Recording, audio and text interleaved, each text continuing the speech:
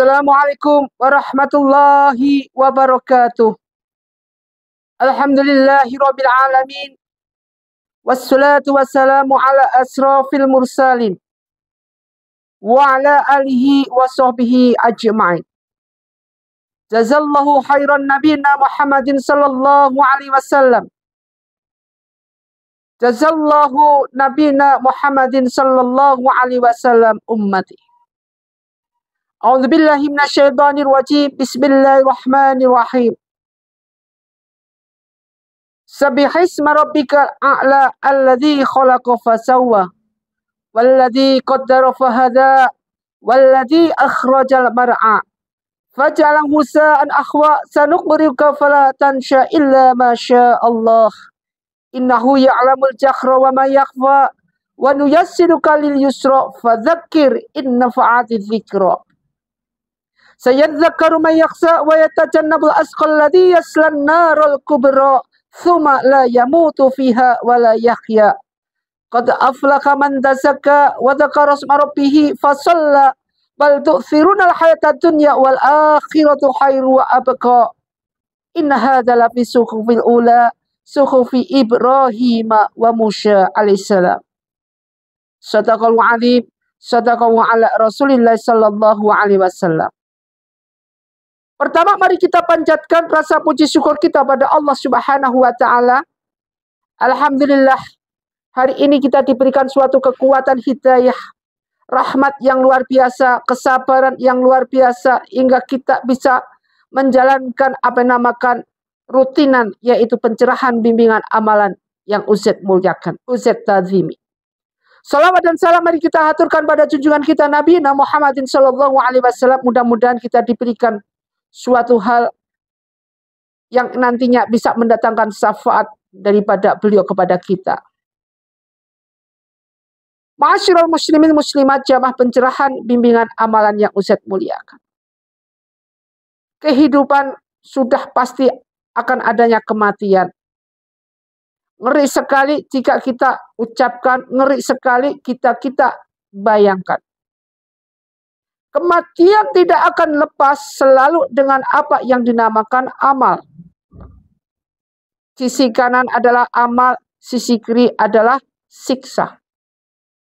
Amal atau siksa yang ada pada diri manusia ini nanti tergantung daripada catatan ilyin maupun catatan siljiyin.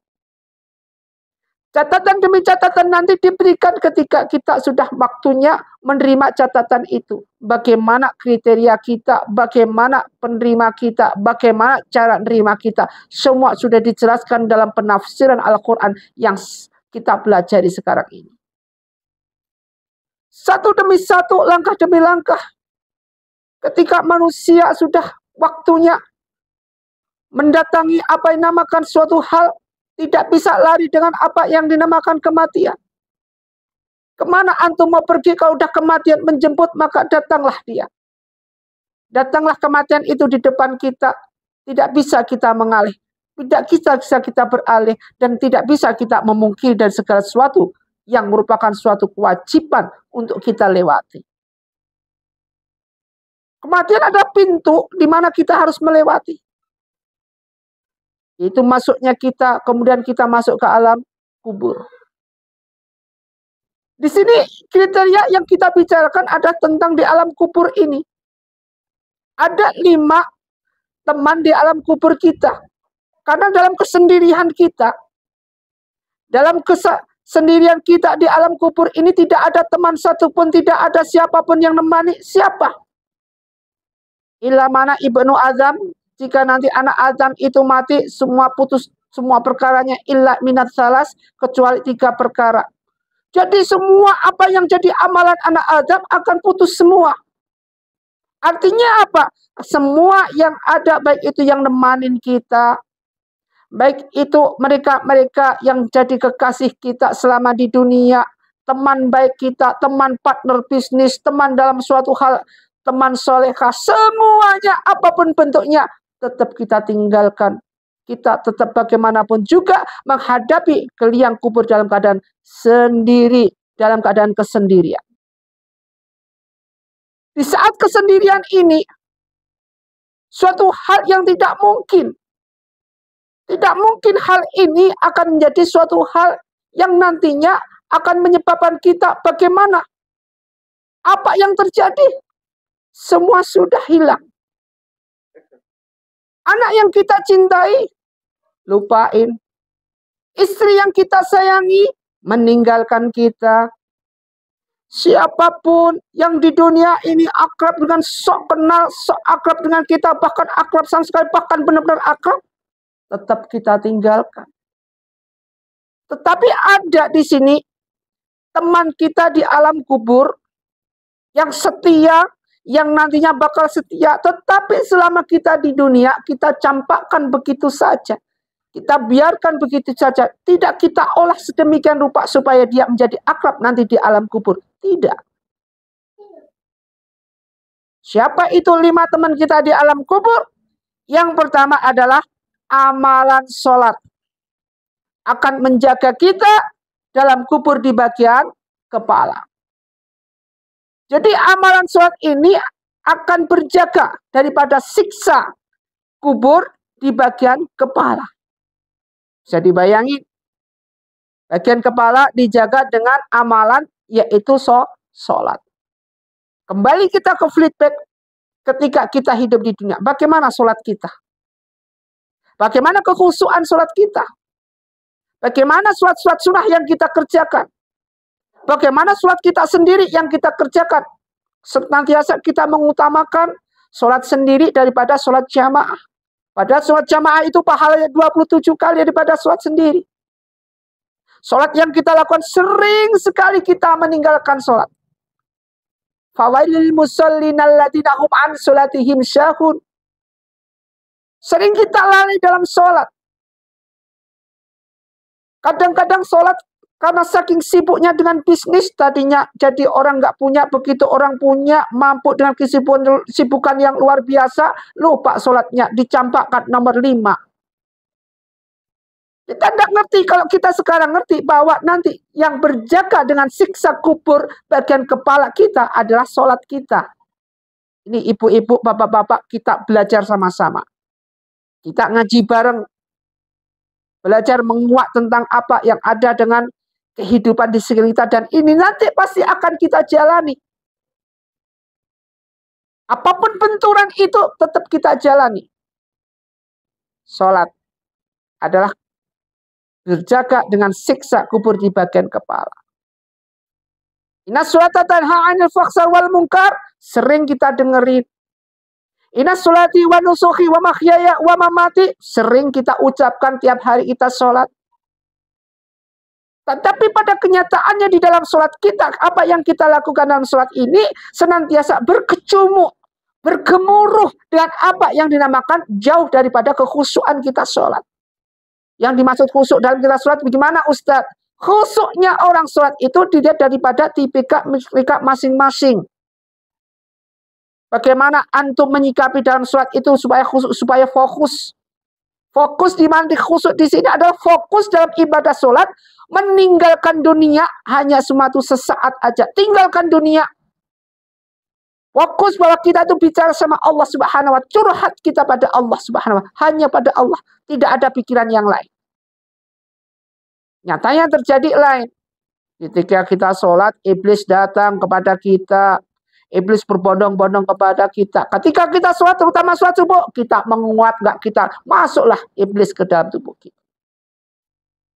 Ketika kita sholat, kita tidak bisa, kita fokusnya, tadi usaha, lupa mobil belum tak kunci, lupa. Iblis sengaja membelokkan segala pikiran. Dan apa yang terjadi? Hati itu dalam sholat kepada kita ke arah yang kesesatan. Ini penting. Penting sekali kalau babakan sholat ini adalah suatu hal yang benar-benar merupakan suatu ranah yang paling sulit. Yang paling susah. Belum tentu ustadz di sini sholatnya pasti terima. Belum tentu. Kita semua belajar daripada suatu kegagalan. Tetapi kegagalan yang kita jadikan ini senantiasa tidak membuahkan segala sesuatu di hadapan Allah Subhanahu wa ta'ala. Kenapa? Karena kita senantiasa mendahulukan kezaliman, kebatilan, kemaksiatan. Maka dari itu ada beberapa riwayat mengatakan bahwa gauli atau kumpulin orang-orang soleh ini merupakan suatu obatnya hati. Itu yang pertama adalah amalan sholat. Yang berjaga ada teman kita yang pertama adalah amalan sholat yang berjaga dari siksa kubur di kepala kita. Kemudian yang kedua, amalan zakat akan berjaga dari siksa kubur di sisi kanan. Jadi amalan zakat akan berjaga dari sisi kubur di sisi kanan. Amalan puasa akan berjaga siksa kubur di bagian kiri. Bagaimana puasa kita? Bagaimana puasa kita? Apakah puasa kita diterima oleh Allah Subhanahu wa taala apa enggak? Ini yang penting harus kita jadikan suatu hal fundamental yang pokok yang seharusnya benar-benar kita jadikan hal contoh yang utama. Bagaimana puasa kita? Bagaimana zakat kita? Dengan zakat yang kita lakukan bagaimana? Hendaknya kita mencari rezeki dengan cara bersedekah, dengan cara zakat-zakat yang kita keluarkan. Tapi pada dasarnya zakat yang kita jadikan suatu hal yang nanti akan bisa menolong kita, malah justru suatu hal yang tidak bisa kita lakukan. Seperti kemarin harta itu dibagi menjadi 3 tujuannya. Pertama, harta yang dimakan maka berubah jadi kotoran. Yang kedua, harta yang disimpan akan menjadi rebutan. Yang ketiga adalah harta yang disedekahkan, dizakatkan akan menjadi penolong buat kita. Ini yang ketiga ini. Ini pun belum tentu kita realisasi dalam kehidupan. Belum tentu terjadinya ini bahwa suatu zakat yang kita lakukan, puasa yang kita lakukan akan bisa sempurna dan pasti diterima oleh Allah. Belum tentu. Karena apa? Karena hati, penyakit hati adalah senantiasa riya, ujub, ghibah dan segalanya. Masih bersama kita. Makanya berat. Satu, sholat juga berat. Yang kedua, zakat sebelah kanan juga berat. Kemudian puasa yang berjaga siksa kubur sebelah kiri juga berat. Yang keempat adalah amalan silaturahmi dan berbuat baik kepada sesama adalah merupakan suatu berjaga dari siksa kubur di kedua kaki kita. Jadi kedua kaki kita. Jelas. Makanya jangan memutuskan tali silaturahmi. Berbuat baik sesama. Apapun mereka ketika mereka berbuat jahat pada kita. Mereka suudzon pada kita. Sudahlah kita husnudzon aja. Karena apapun bentuknya mereka berbuat jelek, berbuat batil kepada kita. Kita hanya mendoakan. Rasulullah SAW yang tipenya, kriterianya, derajatnya ada sebagai nabi. Dia memberikan contoh suri tauladan pada umatnya. Bahwa jadilah orang pengampun. Nabi kita lain daripada nabi-nabi sebelumnya. Nabi sebelum-sebelumnya ketika mereka dilukai atau di suatu hal diperbuat yang jelek oleh umatnya, maka dia langsung minta sama Allah, minta mukjizat untuk mengutuk umatnya. Hancur semua. Nabi Nuh, Nabi Ibrahim, semua. Lain sama beda dengan Nabi Muhammad SAW ketika dilukai sampai giginya rontok, hanya mendoakan. Didoakan malah. Makanya kita ini merupakan suatu contoh buat kita. Ketika kita disakiti orang, kita doakan aja. Wah, nggak bisa Ustaz. Itu berat sekali. Memang berat. Justru keberatan inilah yang dinamakan ya ayyuhalladzina amanu sta'inu bis-sabri was-shalah innallaha ma'asyabirin. Di sini bahwa Allah selalu bersama dengan kita, bersama hamba-hamba Allah yang sabar. Ketika dizalimi, ketika dilukai, dia sabar. Makanya doa-doa orang yang dizalimi, mutajabnya minta ampun. Doanya mutajab sekali orang-orang yang tersakiti, terzalimi. Masya Allah. Yang kelima adalah amalan membaca Al-Quran. Ada waktu itu akan menemani teman kita di alam kubur nanti. 5 ini. Makanya kita membaca Al-Quran, surat Waqiah dibaca, surat Al-Mulk dibaca, Ar-Rahman dibaca, surat Sajdah dibaca, surat Kahfi dibaca, ayat Kursi dibaca. Akhir daripada surat, apa yang dinamakan surat Al-Baqarah. Itu harus dibaca. Ini dibaca 7 ini. Baca surat Kahfi tidak habis, baca 10 ayat dari awal. Amalkan ini merupakan suatu amalan secara istiqomah tiap pagi. Jadikan meskipun cuma sekali dibaca, jadikan suatu amalan yang istiqomah. Jangan sampai renggang karena dia nanti akan hidup menemani kita ketika kita ada di alam kubur. Ma'asyiral muslimin muslimat rahimakumullah. Mudah-mudahan apa yang kita kaji dengan 5 teman kubur ini, yaitu satu adalah suatu hal, yaitu sholat kita, amalan sholat, kemudian amalan zakat, ketika amalan puasa, keempat adalah amalan silaturahim dan baik pada sesama, yang kelima adalah membaca Al-Quran. Ini 5 ini. Tekuni selama kita masih hidup, jalani yang tadinya belum tahu, sekarang jadi tahu. Mari kita bersihkan hak diri kita dengan senantiasa taubat di hadapan Allah Subhanahu wa taala. Innallaha yuhibbut tawwabina wa yuhibbul mutatahhirin. Bersihkan hati ini. Jangan sampai hati ini tertanamkan rasa dengki, rasa iri. Satu titik pun jangan sampai. Kesabaran, Masya Allah. Kalau kita ingin selalu bersama Allah, sabar. Sabar ini merupakan suatu tingkat yang paling utama. Orang datang marah-marah, kemudian kita tetap sabar. Jangan bilang orang sabar ada batasnya. Kesabaran Allah tidak pernah ada batasnya. Justru kezaliman manusia ini luar biasa kepada Allah Subhanahu wa taala. Ma'asyiral muslimin muslimat rahimatullah. Marilah kita kembali pada fokus semula, yaitu senantiasa kita tingkatkan ibadah kita.